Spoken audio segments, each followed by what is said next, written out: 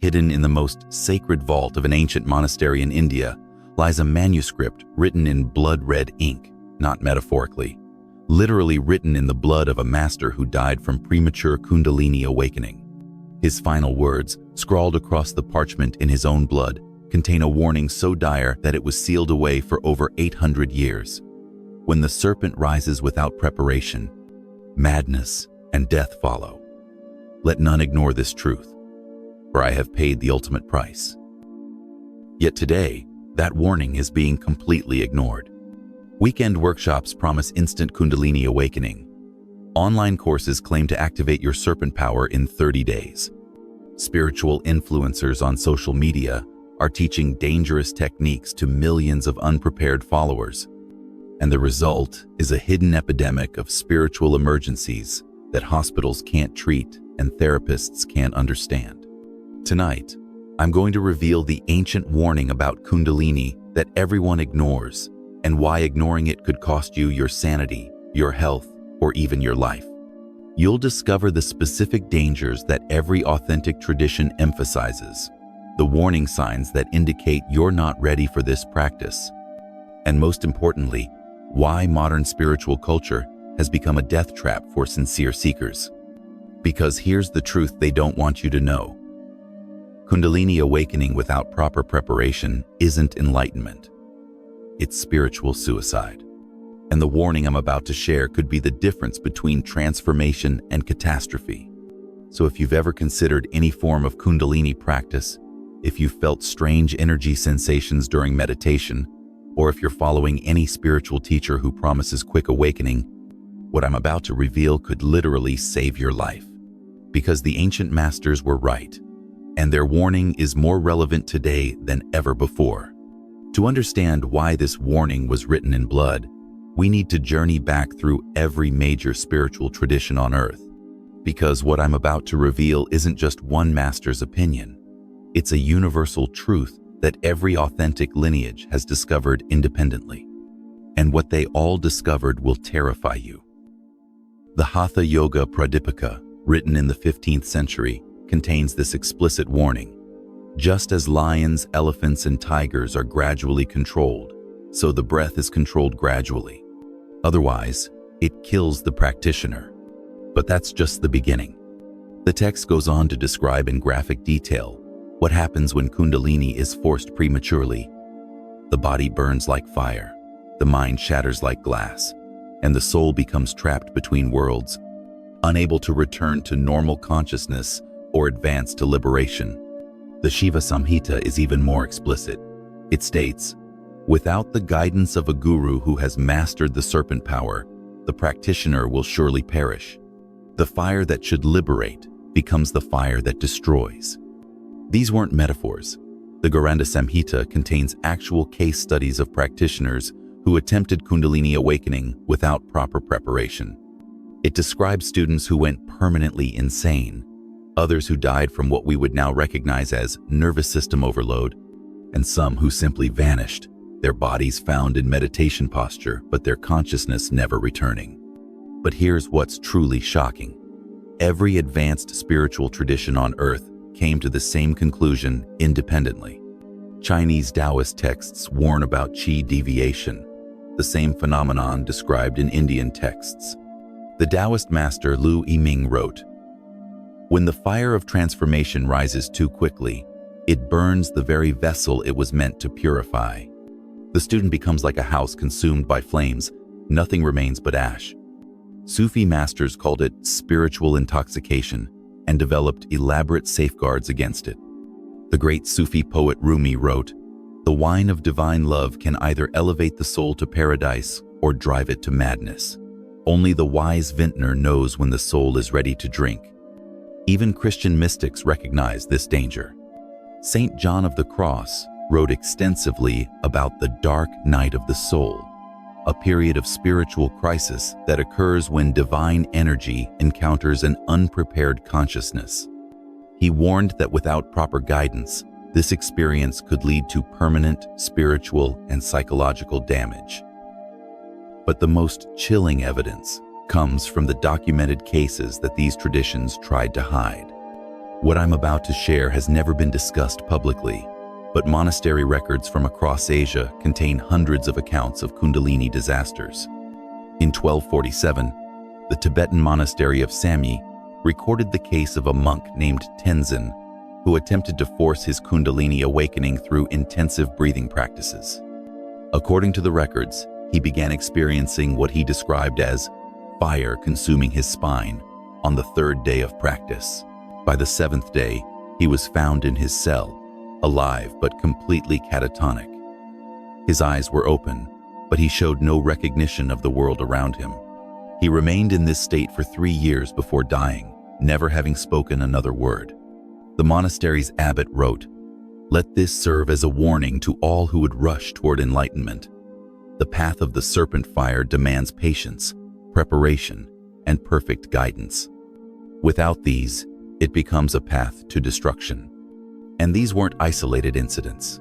Records from Indian ashrams, Chinese monasteries, and Sufi schools all contain similar accounts. Practitioners who ignored the warnings, who thought they could shortcut the preparation process, who believed they were special enough to handle forces that had destroyed others. But here's what's truly terrifying.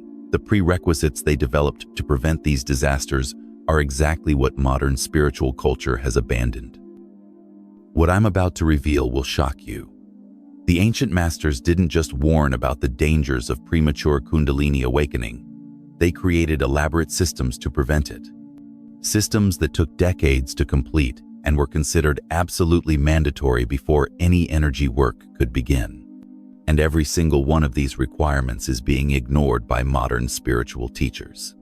The first requirement was moral purification, what the Sanskrit texts call yama and niyama. But this wasn't just about following ethical guidelines. It was about completely transforming your character structure. Students were required to demonstrate perfect truthfulness for a minimum of 3 years, not just avoiding lies, but being incapable of deception even in thought. They had to show complete nonviolence, not just physically, but emotionally and mentally. They couldn't even harbor angry thoughts toward others. But here's the requirement that would eliminate 99% of modern seekers: complete sexual purity for a minimum of 12 years. Why was this so important?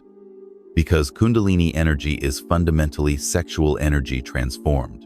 If you haven't mastered your sexual impulses, when Kundalini awakens, it will amplify every uncontrolled desire into an overwhelming compulsion. Yet today, we have weekend workshops teaching Kundalini techniques to people who haven't even begun to work on basic character development. People who lie regularly, who harbor resentments, who are driven by sexual compulsions, and we wonder why they experience spiritual emergencies.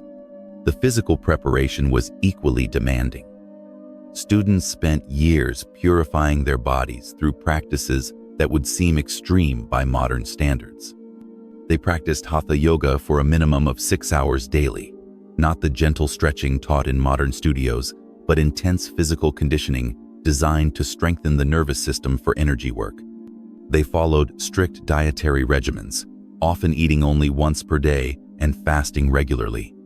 They practiced specific breathing exercises for years before being introduced to any energy techniques. Many traditions required students to practice kaya kalpa, a complete physical purification that involved consuming only milk and specific herbs for months at a time while living in complete isolation. Why was this necessary? Because Kundalini awakening places enormous stress on the nervous system. If your body isn't properly prepared, the energy will literally burn out your neural pathways. Modern neuroscience has confirmed this. Studies of advanced meditators show that their nervous systems have undergone significant structural changes that allow them to handle altered states of consciousness. Without these changes, the same states that bring bliss to a prepared practitioner can cause psychosis in an unprepared one.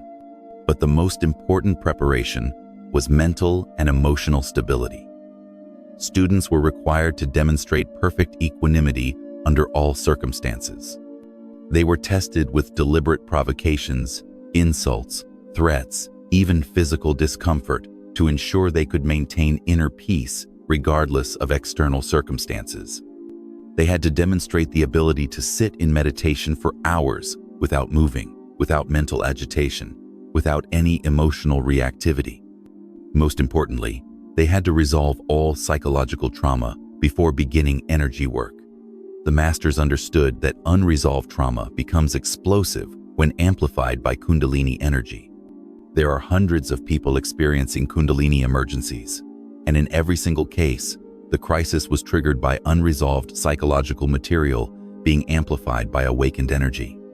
Yet today, we have people attempting Kundalini awakening who haven't even done basic therapy, who are carrying decades of unprocessed trauma, who can't sit still for 10 minutes without becoming agitated.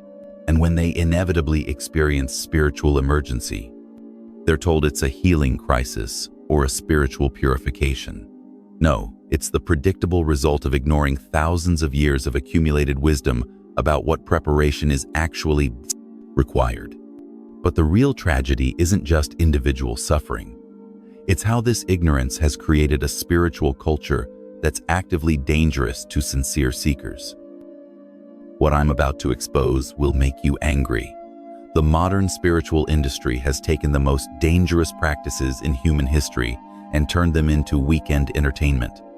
And the consequences are destroying lives on a scale that would have horrified the ancient masters. Walk into any yoga studio in America and you'll find Kundalini classes being taught by instructors with 200 hours of training, 200 hours. To learn practices that traditionally require decades of preparation under master teachers. To put this in perspective, it takes 1,500 hours of training to become a licensed massage therapist. But we're allowing people to teach consciousness-altering techniques that can cause permanent psychological damage, with less training than it takes to learn how to give a safe back rub. I recently attended a workshop where the instructor, who had learned Kundalini yoga from YouTube videos, was teaching breath retention techniques to a room full of beginners. Techniques that the Hatha Yoga Pradipika explicitly states should only be taught after years of preparation. Within 20 minutes, 3 people were hyperventilating, 1 woman was having a panic attack, and a man in the back was experiencing what he described as electrical shocks through his spine. The instructor's response? That's just the energy moving. Breathe through it. As someone who has spent decades studying these practices, I can tell you that what those people were experiencing were the early warning signs of nervous system overload. In a traditional setting, the practice would have been stopped immediately, and the students would have been given grounding techniques. But here's what's really shocking. These instructors have no legal liability for the damage they cause. When someone has a spiritual emergency after a Kundalini class, it's treated as a pre-existing mental health condition, not as the predictable result of dangerous instruction. But the yoga studios are nothing compared to the disaster happening on social media. Instagram accounts with millions of followers are posting Kundalini activation videos that promise to awaken your serpent power in 10 minutes. TikTok influencers are teaching breathing techniques that can trigger spiritual emergencies to audiences of teenagers. One viral video I analyzed claimed to offer instant Kundalini awakening through a specific breathing pattern. The video has been viewed over 50 million times. The comment section is filled with people reporting panic attacks, dissociation, and uncontrollable energy experiences. The creator of the video, a 23-year-old lifestyle influencer with no spiritual training whatsoever. She learned the technique from another social media post and decided to share it with her followers. And the consequences are exactly what you'd expect. Emergency rooms across the country are reporting increasing numbers of young people presenting with symptoms they can't explain. Burning sensations, uncontrollable shaking, dissociation, panic attacks, all after attempting viral spiritual practices. But because medical professionals don't understand spiritual emergency, these patients are being misdiagnosed with anxiety disorders, bipolar disorder, even schizophrenia. They're being put on psychiatric medications that suppress the very consciousness they were trying to expand. But the real problem isn't just unqualified teachers or dangerous social media content. It's the cultural mindset that created the demand for these shortcuts. We live in a culture that promises instant everything, instant communication, instant entertainment, instant gratification. And this mindset has infected spirituality in the most dangerous way possible. People approach Kundalini awakening like they're ordering from Amazon. They want enlightenment delivered in 30 days or less, with no preparation required and no inconvenient lifestyle changes. They want the benefits of awakened consciousness, the bliss, the psychic abilities, the sense of cosmic connection. But they don't want to do the work of becoming the kind of person who can handle those states safely. And because there's a market for instant awakening, teachers have emerged to supply it. Teachers who promise what the ancient masters said was impossible, who ignore warnings that were written in blood, who prioritize profit over student safety. But how do you tell the difference between authentic guidance and dangerous charlatanism? How do you recognize when someone is qualified to guide you through the most powerful transformation possible? But how do you tell the difference between authentic guidance and dangerous charlatanism? How do you recognize when someone is qualified to guide you through the most powerful transformation possible for a human being? That's exactly what I'm going to show you next.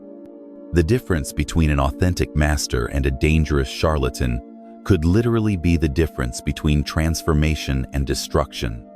And I'm going to give you the specific criteria that can help you tell them apart.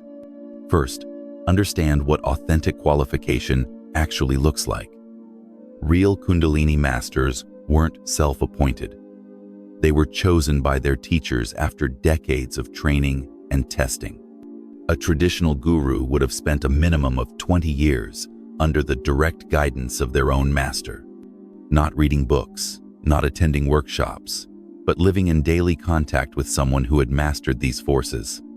They would have demonstrated complete mastery over their own energy before being authorized to work with others. This meant they could activate and deactivate Kundalini at will, could transmit energy safely to students, and could handle any spiritual emergency that might arise. Most importantly, they could trace their knowledge back through an unbroken lineage to the original source.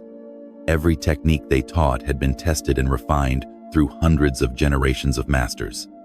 By these standards, there are perhaps a few dozen qualified Kundalini teachers in the entire Western world. Yet there are thousands of people claiming this authority. So how do you spot the dangerous ones? Here are the red flags that should make you run immediately. First, they promise quick results. Any teacher who claims they can awaken your Kundalini in days, weeks, or even months is either deluded or lying. Authentic awakening takes years of preparation. Second, they charge enormous fees for advanced teachings. Real masters understand that spiritual knowledge can't be bought. They may charge reasonable fees for their time, but they don't create artificial scarcity around sacred teachings. Third, they claim to be the only source of authentic knowledge. Genuine masters are humble about their place in the lineage and will refer you to other qualified teachers when appropriate. But here's the most dangerous red flag of all. They downplay the risks or claim their method is completely safe. Any teacher who doesn't spend significant time discussing the dangers and prerequisites is unqualified to guide you. And be especially wary of charismatic teachers who gather large followings. The most dangerous spiritual teachers are often the most compelling personalities. They use their charisma to override your natural caution and convince you to ignore the warnings. There are too many sincere seekers destroyed by following charismatic teachers who promised them the world but delivered spiritual emergency instead. So where do you find authentic guidance? Here's my practical advice. Look for teachers who emphasize preparation over experience, who spend more time talking about the work required than the benefits you'll receive, who have decades of personal practice and can demonstrate the fruits of that practice in their daily life. Seek out traditional lineages that have preserved the authentic methods. These teachers may be harder to find and less accessible, but they're infinitely safer than commercial alternatives. Most importantly, trust your intuition. If something feels too good to be true, if a teacher seems more interested in your money than your safety, if you feel pressured to commit quickly, walk away. But what if you've already started experiencing unusual energy phenomena? What if you're reading this because you're already in the middle of a spiritual crisis? Then you need to know these emergency protocols immediately. If you're experiencing any of the symptoms I'm about to describe, stop all spiritual practices immediately and follow these emergency protocols. This could literally save your life. Stop all energy work immediately if you experience physical symptoms: burning sensations that feel like actual fire, uncontrollable shaking or movements, severe headaches or pressure in the skull, heart palpitations or chest pain, sudden temperature changes that others can verify. Psychological symptoms: feeling completely disconnected from reality, hearing voices or seeing entities that feel threatening, paranoid thoughts about people trying to harm you, uncontrollable emotional outbursts lasting hours, or any thoughts of self-harm. Behavioral symptoms: inability to function in daily life, compulsive spiritual practices you can't stop, feeling superior to others because of your experiences, or complete isolation from friends and family. These aren't normal parts of awakening. They're signs of spiritual emergency that require immediate intervention. If you're experiencing spiritual emergency, here's what to do. First, stop all spiritual practices completely. No meditation, no breathing exercises, no energy work of any kind. Second, ground yourself immediately. Spend time outdoors with bare feet on the earth. Take cold showers. Eat heavy, grounding foods. Focus on physical reality. Third, seek qualified help. Contact the Spiritual Emergency Network or find a therapist trained in spiritual crisis. Don't go to a regular therapist who will likely pathologize your experience. Fourth, consider medical evaluation if symptoms are severe. While spiritual emergency isn't a medical condition, sometimes medical support is necessary for safety while you stabilize. Finally, activate your support system. Let trusted friends or family know what's happening. Don't try to handle this alone. Remember, spiritual emergency is recoverable. With proper support and guidance, you can stabilize and eventually return to safe spiritual practice, but only if you take it seriously and get appropriate help. So here we are, at the end of our journey through the ancient warnings that everyone ignores. You now understand why these warnings were written in blood, why every authentic tradition emphasizes extreme caution, and why modern spiritual culture has become so dangerous. You've discovered the universal warnings that span every spiritual tradition. You've learned about the prerequisites that modern teachers ignore. You've seen the devastating consequences of commercialized spirituality. And you've received the tools to recognize authentic guidance and respond to spiritual emergencies. But knowledge without wisdom is dangerous. The question isn't whether you can awaken Kundalini energy, you can. The question is whether you're willing to do what's actually required to handle that awakening safely.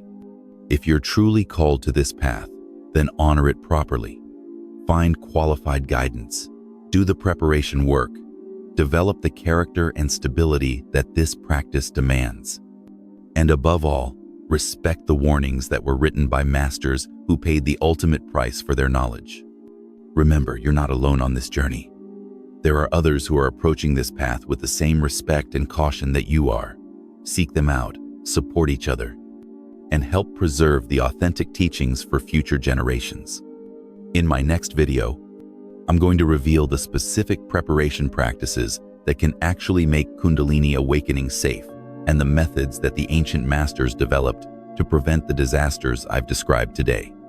If this video has opened your eyes to the real dangers and requirements of Kundalini practice, let me know in the comments. Share your own experiences with dangerous teachings, your questions about authentic preparation, and your commitment to honoring this sacred path properly.